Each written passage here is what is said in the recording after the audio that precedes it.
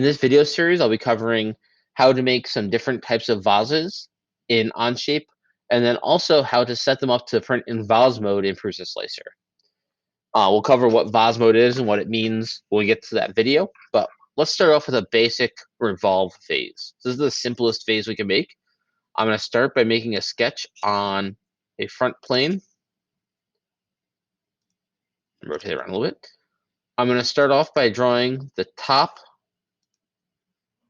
center, and bottom of my vase. So I'm going to take and I'm going to set my height to be 4 inches. I'm going to recenter so I can see what I'm doing. I'm going to mention the bottom using the D key to be 3 inches. Now I want the whole bottom to be 3 inches, so I need to take and divide that by 2 because this is going to be half the thing. This is the radius because it's going to spin around that side too.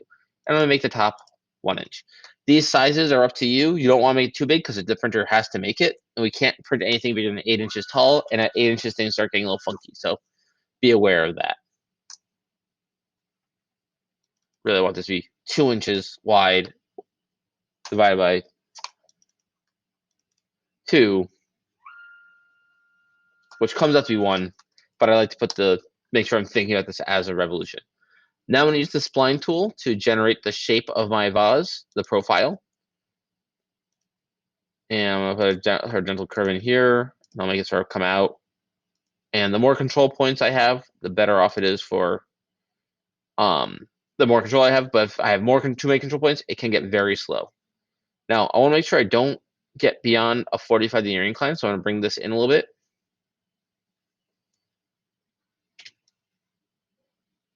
Now, I want all the slopes to be kind of gentle, because if we get too steep, you will have problems with actually making it print. There we go.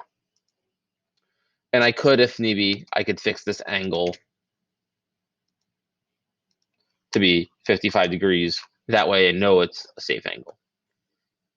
So now I'm going to finish my sketch, and we're going to revolve. And remember, from the smile, a revolve, you need to take a surface and an axis. In this case, we're going to pick that center line, and that's going to give us our overall shape.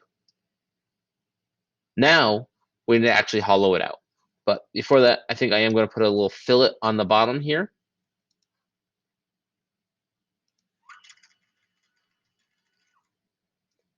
We want to make sure every feature we do is done before the shell. If we decide we want to add something after, we can take and turn off the shell. In fact, let's do it the wrong way. So I'm going to take and I'm going to shell first. The shell command is right here. And the shell is going to remove all the material except for a shell. I'm going to tell it which face. So I'm going to remove this top face. And I'm going to tell it how thick the walls are. And I believe I want 0.05 inches. If this doesn't turn out to be the right value, I can update that in the notes to the video. So we do have this. We do have a hard corner at the bottom. The vase work better if you have a round surface here. So if I fillet this right away, this wall is now going to be very thin because the inside is sharp corner, see, and the outside is a round corner. So that means it's going to be really thin there. So to fix that, we're going to take and suppress our shell, move our shell after the fillet, and unsuppress the shell. And now, if you look inside, we have a nice curved surface for the shell. You want the shell to be the very last thing you do, so you have a nice, clean surface. So there's our first type of vase.